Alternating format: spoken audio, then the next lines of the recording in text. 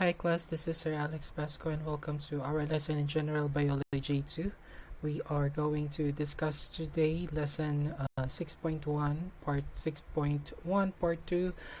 We are still in vascular plant structure, but this time we are going to be talking about how plants grow and develop.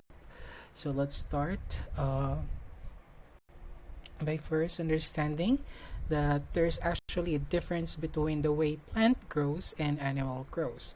As for animals and humans and most of the various species, we undergo what we call a determinate growth, wherein at the reach of maturity, growth stops. So there is a predetermined limit as to how much growth we can get, so that is determined by your genes. We call that determinate growth. So there's a specific height, there's a specific range of size wherein human grows, or even various animals and various other species grow. And that is different from plants because a lot of plants actually undergo what we call a indeterminate growth, wherein their growth does not terminate even upon the reaching of maturity. And in fact, as long as there is a source of nutrients and other important various sources, they can actually keep growing. So they can regrow their leaves, they can regrow their stems, they can regrow their bark, again provided there is enough resources for them to do so. So that is the difference between plants and a lot of various organisms such as humans and animals. And main reason that plants can undergo what we call a indeterminate growth is because they have tissues called meristems. Meristems are tissues that are found in the plants. This is a site for massive growth and cell division and differentiation in plants. So because of these meristems that you find in plants, they actually contribute to two types of growth that plants undergo to, which we call a primary growth and a secondary growth. Primary growth is basically a growth that increases the length of the plants, making it taller, while secondary growth is a development in plants which increases its width, or it's the widening of the plant. The tissues that are responsible for the primary growth in plants is what we call the root and the shoot apical meristems, and we usually can find these as from the naming themselves. These are meristems that are found at the tip of the plants at the root site. So at the root tips, you will find the root apical meristems, and on the shoot part of your plant at the uppermost portion, you would find your what we call shoot apical meristems. So the site of lengthening or the site of primary growth are influenced by the tissues found on these site. And the site or the tissues that are responsible for the secondary growth are what we call the vascular cambium and the cork cambium. The vascular cambium and cork cambium are types of lateral meristems, which can be found usually if you cut a cross section of the stem of your plant. You would usually see them as a ring structure around the center of a plant. The vascular cambium is much more, you will find it a lot more deeper. It's actually near the vascular part of the plants, which contains the xylem and the phloem, while the cork cambium is, you will find it nearer on the bark of the plants, which is the outer covering of the plant.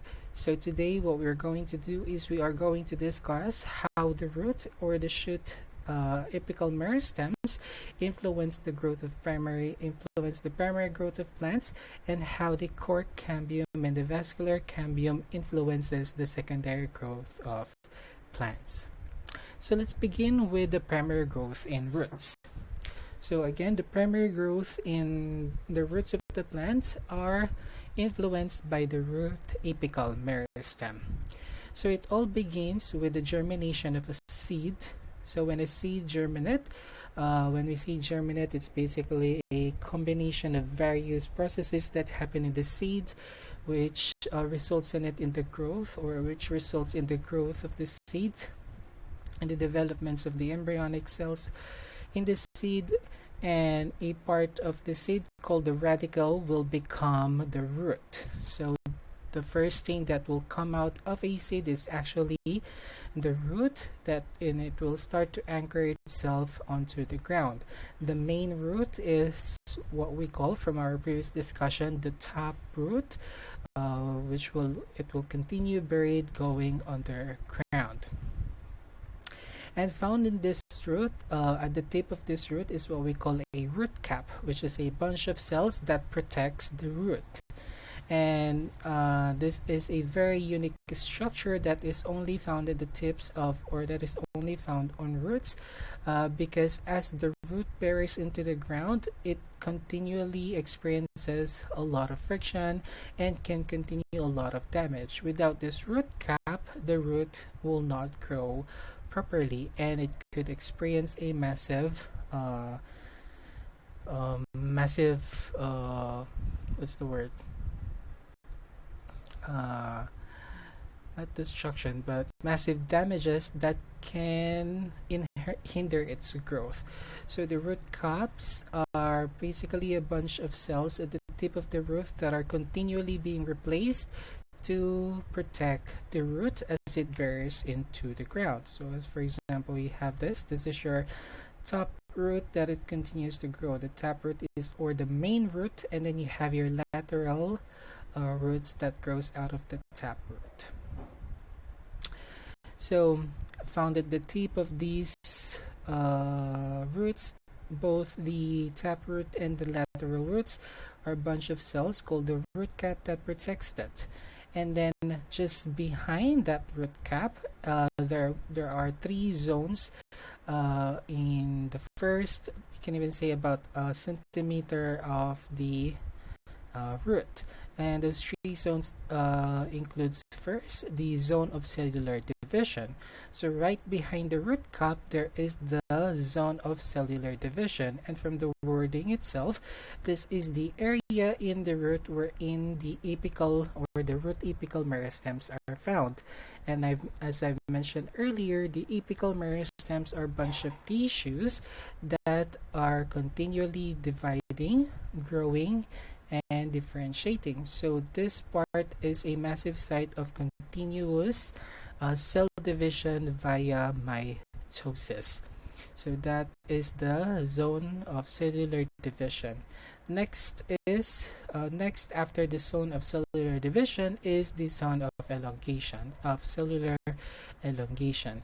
Zone of cellular elongation is the part of the root wherein continuous increase in the size of the cells happen, which increases the length of the root. So as the cell divides in the cellular division, a lot of them goes into this area, which continually, basically the area or the site wherein the length of the cells increase in size and increases in length, which results in the increase of the root length, which causes them to go deeper and deeper as they go longer, and they go deeper and they bury themselves into the ground. And after that zone is what we call the zone of cellular maturation or zone of cellular differentiation. The word itself, differentiation, we've discussed this on the first part. This is a process wherein a cell becomes more specified in its use. So during when the cells move on to this zone right here, they are basically mature and they are ready to differentiate into other various tissues. Particularly, they either become vascular tissues, which are the xylem and your phloem, which are the structure for transport of water or the transport of sugar across the whole plant. They can also be dermal tissues wherein it becomes the covering of the root itself, or it can be the ground tissues or you can think of it as the other filler tissues onto your roots. So those are the three important zones that you will find at the tip of your root. And so meaning the rest of the root here are basically maturated or cells that have differentiated. So that's what you have as for your root. So that's how that is the primary growth in roots. That's how roots increase their length. Now let's go, or another thing is that the lateral roots or the roots to the sides are they develop around the time wherein the cells are at the zone of cellular maturation. So when they reach this area, you would have your vascular tissues already. You have your xylem and phloem. And around that xylem and phloem, the outermost covering of that vascular bundle is called the pericycle, wherein the lateral roots originate from. So the lateral roots, these roots to these sides right here, they actually starts at the inside of this root and they starts to go out.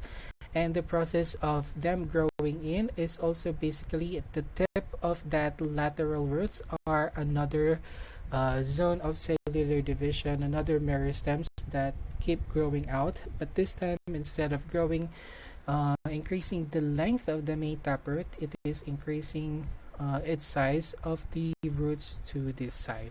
So you would see most of your lateral roots at the matured cells, because unless the cells matures and would have the vascular bundle, the pericycle would not appear, and therefore the lateral roots would not yet develop. But once that cell has differentiated, you have your vascular bundle, the pericycle would appear, which will then develop into the side roots or the lateral roots. So that is the primary growth in roots. Now let's go on to the primary growth in shoots. So the shoot system is the system where is above the ground. So this is the part of the plant that is above the ground. So how does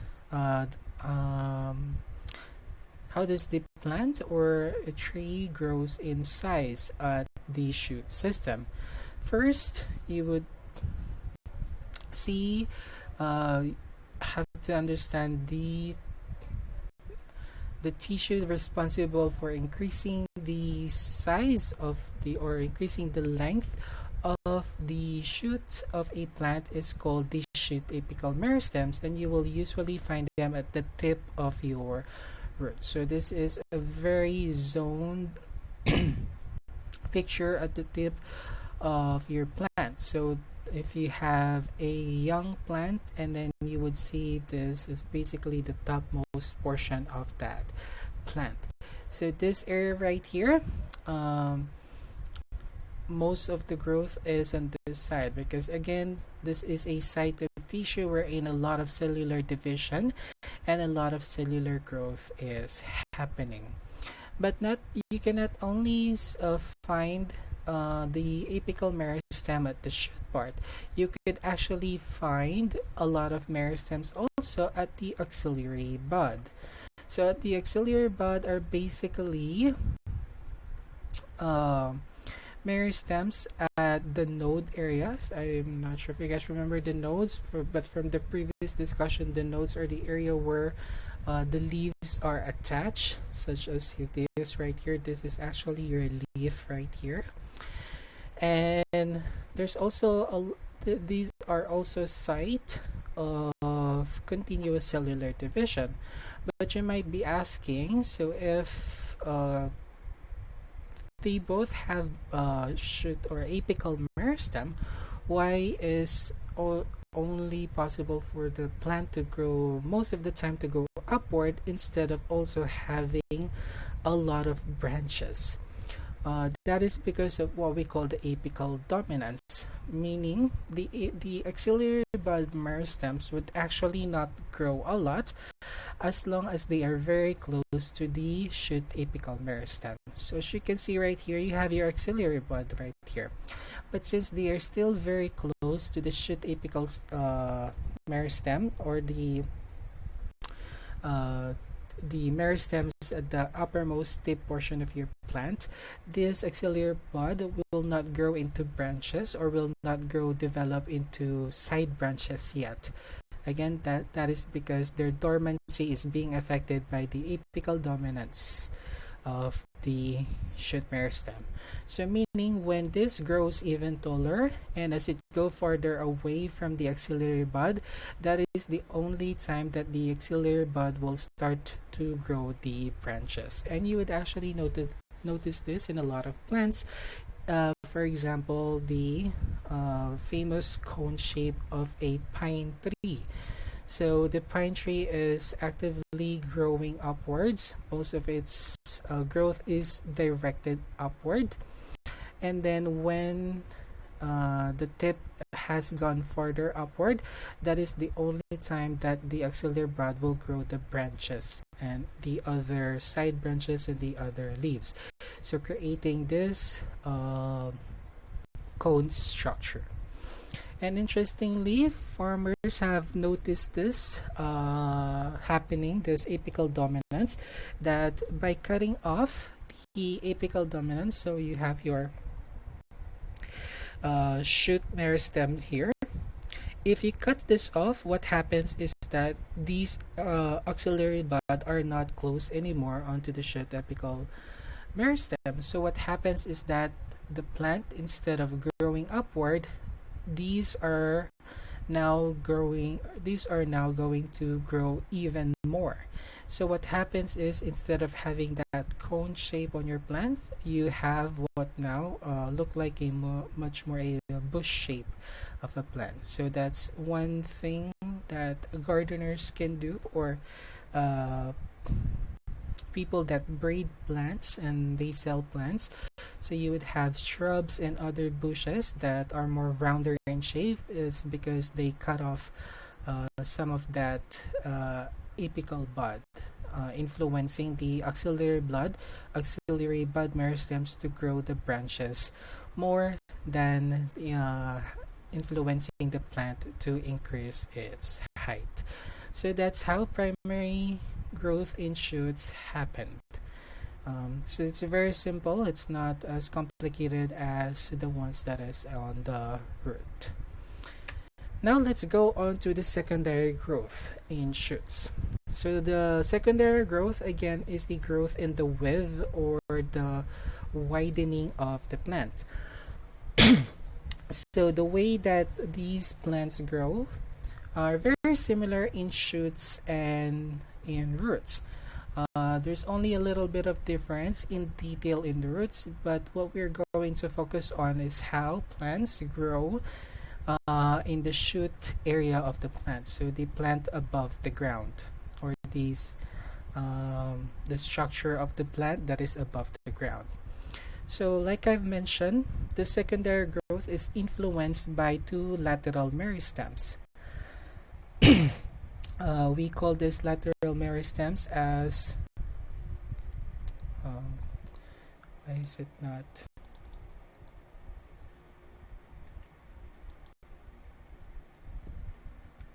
Just a second.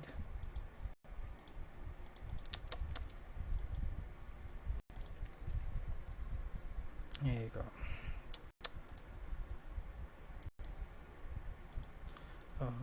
Not sure why it's not.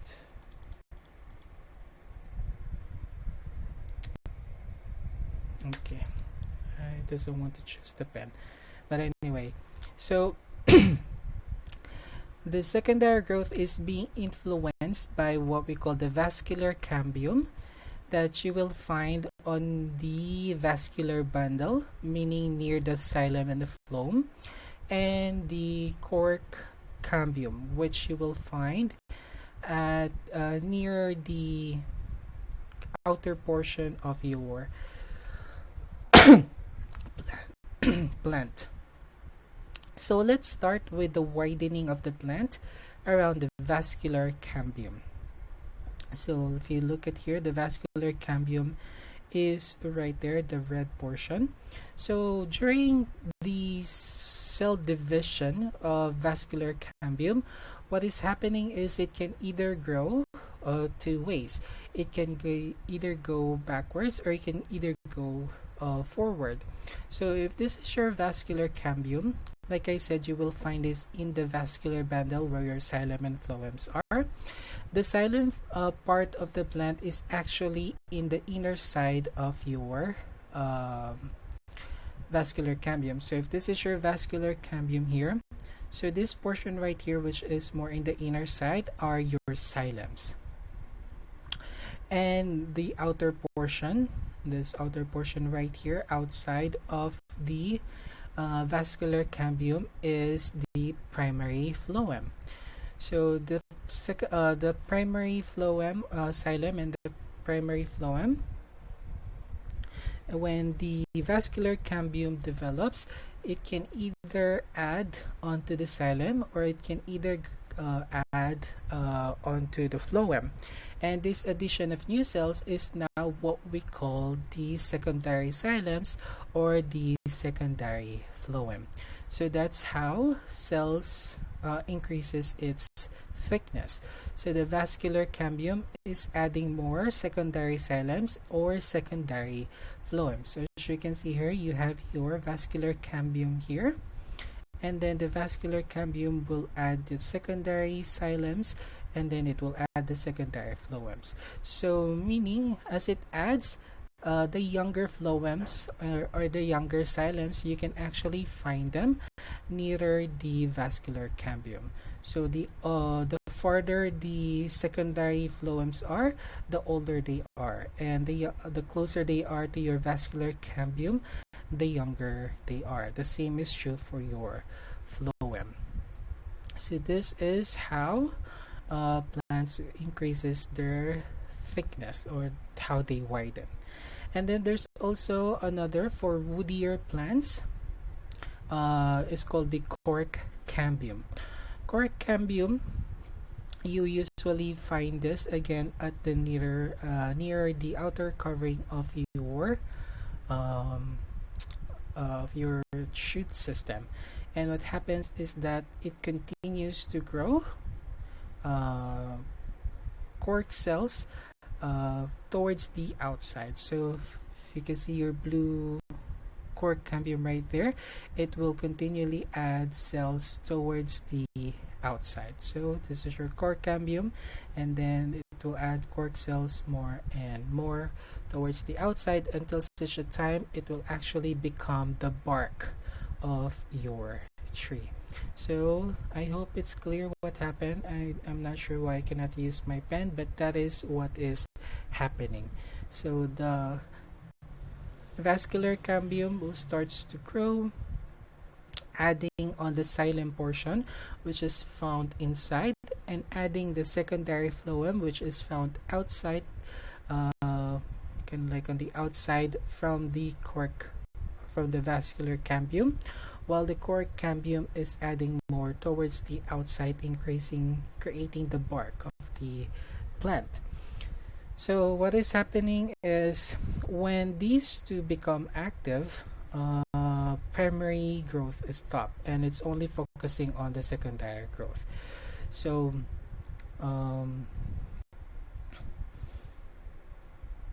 meaning the widening of the shoot system only happens on the area of the shoot that is not growing taller anymore. So it already has its set height, so what's left is for it to grow thicker. So that's how you can see the kind of like the conal shape of a plant. So as it grows more, what happens is The nearer you are onto your apical meristem, the lesser are the, so as you can see, this is closer to your tip. You basically do not see yet a lot of the development of the secondary xylem and the secondary phloem. But on the lower area wherein you are basically far from your apical meristem, so you basically are set here. This is not the growing portion anymore. The primary development here is stopped. What's left now is the secondary development wherein this grows. Okay, so as this continually grows, this is what is actually going to happen. So this is your pith, this is your vascular cambium. What happens is that you would notice that there's actually more secondary xylem than secondary phloem. That is because for the secondary phloems, what happens is actually as they actually grow, they starts to crash onto the cork cambium. And like I mentioned, the cork cambium is actually the outermost shell covering already. It creates the bark of the tree. This is a very hard portion. So what happens is that the primary phloem, which should be around here, it starts to get crashed in between the growing vascular cambium and the steady cork cambium. So what happens is that not a lot of secondary phloem is left, while for the secondary xylem, it just continues to grow. What just happens is that for the primary phloem and the older secondary phloem, once they become non-functional, they just becomes hardened. They become lignified, so they become a structural support for the plant. And this structural support is what we call the heartwood of the plant. And then the recent, more younger secondary xylem, which are still developing, is what we call the sapwood of your plant. So so that's what it is. And then if you're going to differentiate between the bark and the wood, basically is everything that is the xylem portion of your plant is the wood, and then the secondary phloem, the cork cambium, and the cork cells from the cork cambium represents the bark. So the bark is basically the covering of the plant. Sometimes you will see this in very old trees, wherein you can actually peel a skin-like part of your tree. That is the bark. What you are peeling there is actually your secondary phloem, cork cambium, and cork. And then after peeling that bark, what's left are your vascular cambium and the much older primary and secondary xylem, and the much recent secondary xylem. So that's what's happening in the secondary growth of the shoots. I hope that is clear. If there are any questions about that, do not hesitate to message me. And the last portion are the annual rings. Interestingly, as the secondary growth happens, during the spring season, the growth of the vascular cambium actually increases. And the secondary xylems have a larger internal diameter, and they do not have a thick wall, creating what we call an early or a spring wood. So you would look something like this. So the lighter colors are the early or the spring wood. And then during the area or during the season wherein there is the fall and the winter, the growth actually decreases.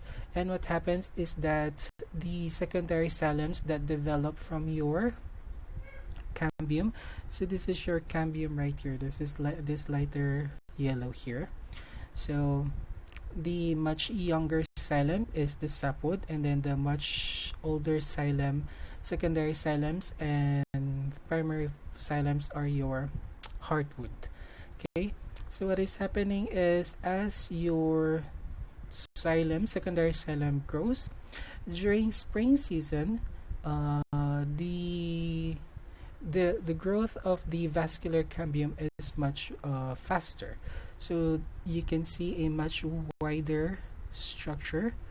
So these a lighter color. So these have developed during the spring or the summer season. And that makes sense because during the spring, the summer season, it's a time for the trees to grow. There's a lot of nutrients, there's a lot of rain, there's a lot of water for the plant to absorb for it to grow. But during the winter, there's not much nutrients, there's not much rain, it's very cold. What happens then is these thicker secondary xylem is what's developed. So you have what we call the late wood. So in the end, if you cut the tree open, you would see this ring structure. And this actually kind of tells you the season of the tree, how basically how old the tree is, right? So the lighter in color right here are the growth that the trees have done during the spring season, while the more darker ring colors, these smaller rings, are during the winter or fall season. More thing is that using the ring system, you can actually identify a lot of the conditions that is present during the growth of the trees or during the growth of the plants. As you can see here, you have a way more thicker early spring, which tells you that during this summer or spring season of the development of this secondary xylem, it's a very rainy season. There's much more water compared to the drier season or the less thicker early or spring wood at this area. So this also gives us an idea on which season is very rainy or at which season does the plant or what kind of condition does the plant experience during that season. You can also find even some of the things that might have happened during that time, as for example, there might have been a carbonation here, which is caused from fire. So you could actually see the scar there. So that is basically how the rings on the bark or the trunk of the tree. So if you cut it, you will see the rings. That's basically what they are, and they are actually very useful in identifying not only the age of the tree but the condition during that time. So so you counted at this year there is much more rain, or at this year it's much more drier season, something like that. So it's very useful. So that is the annual ring, and that is how trees grow, primary undergo primary and secondary growth. I hope it's clear. If you guys have any question, again, do not hesitate to message me. Thank you so much, guys, and have a great day.